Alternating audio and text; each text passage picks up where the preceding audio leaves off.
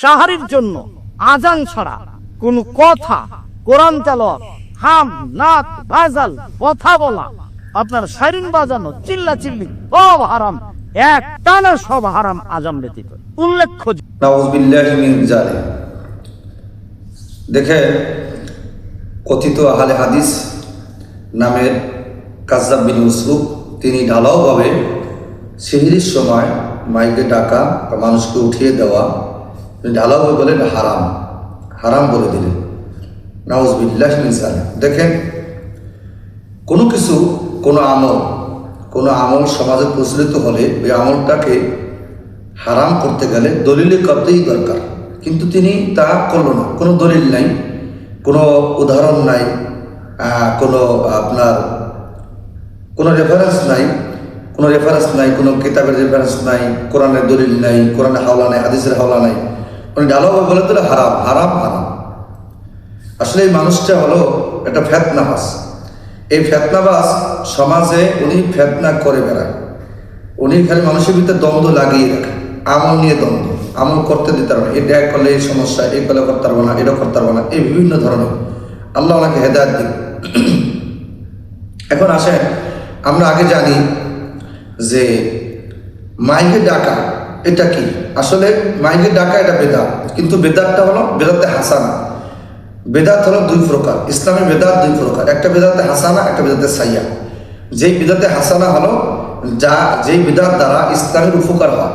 যেমন ইসলামে আপনি যদি মসজিদ সুন্দর করার জন্য টাইল ব্যবহার করা, তারপরে আপনার ভাল্ব, ইলেকট্রিক ভাল্ব ব্যবহার করা, তারপরে মাইক ব্যবহার করা, তারপরে ফ্যান সিলিং ফ্যান ব্যবহার করা, মুসল্লিদেরকে নামাজ পড়তে সুবিধার জন্য যেসব আপনার ইলেকট্রিক জাতীয় কিছু ব্যবহার করা হয়, এগুলা হলো বেদাতে হাসানা।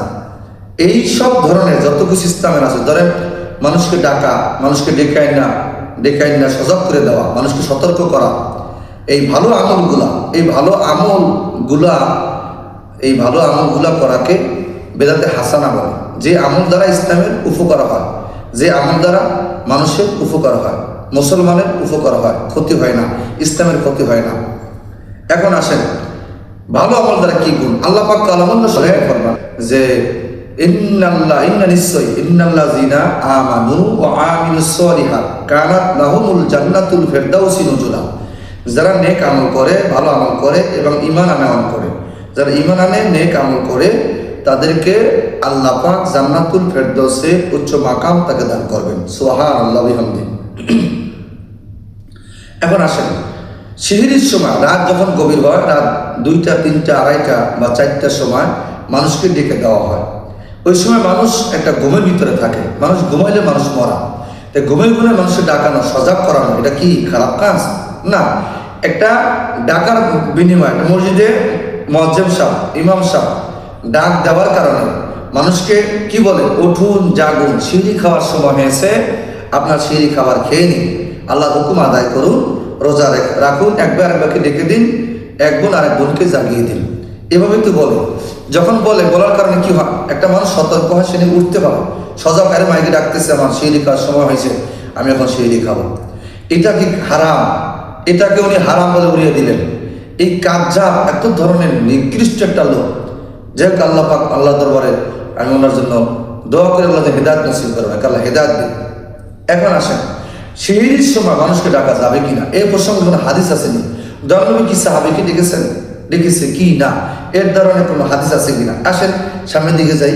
এই প্রসঙ্গে একটা সহিহ বিশ্ববিখ্যাত কিতাব, সিয়াসিত্তার অন্যতম কিতাব সুনান আবি দাউদ। এই সুনান আবি দাউদ শরীফের ভিতরে হাদিস উল্লেখ এবং সুনানে নাসাইর ভিতরে হাদিস খানে এসেছেন।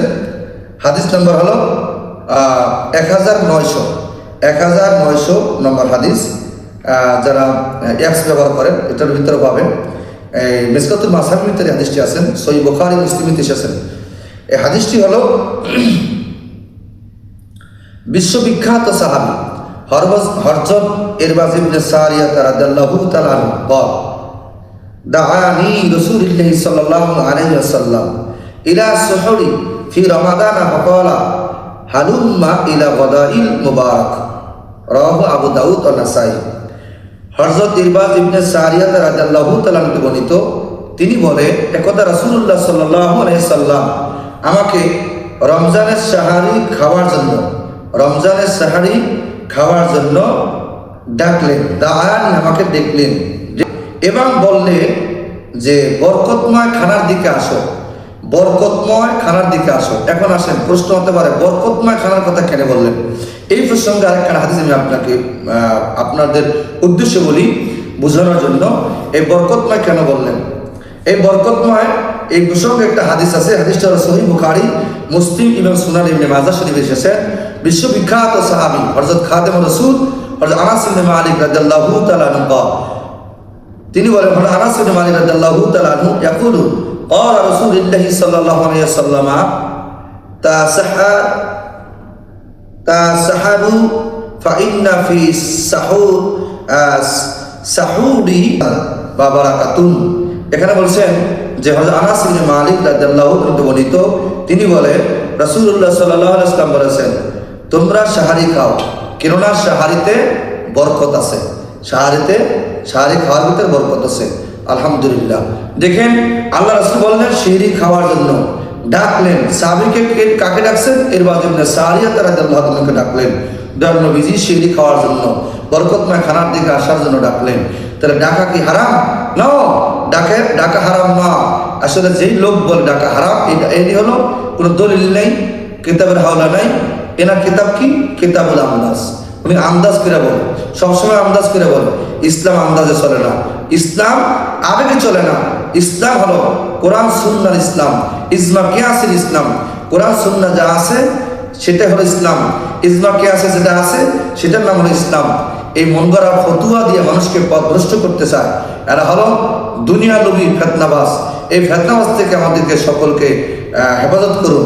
আল্লাহ পাক আমাদেরকে যেন এই ফেতনাবাজ থেকে বাঁচিয়ে দিন, এই ফেতনাবাজ থেকে দূরে রাখুন। আল্লাহ দরবারে এই আশা কামনা ব্যক্ত করে আল্লাহ দরবারে দোয়া ভিক্ষা চেয়ে এখানে শেষ করছি। আসসালামু আলাইকুম ওয়া রাহমাতুল্লাহি ওয়া বারাকাতুহু ওয়া মাগফিরাহ।